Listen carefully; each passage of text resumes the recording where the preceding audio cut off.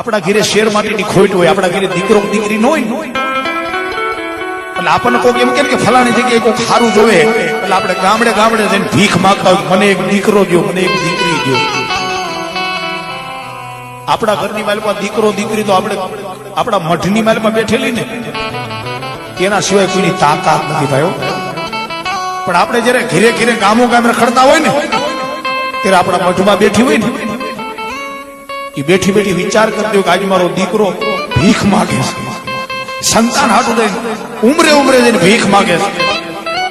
ત્યારે આપણી માતાજીને દયા આવે, લાવે આને એકાદું ફૂલડું દઈ દઉં. સાહેબ આપણા ઘરમાં સંતાન ન હોય એટલે ભુવા બાપા આપણું ઘર ગયું ને અંધારું હોય.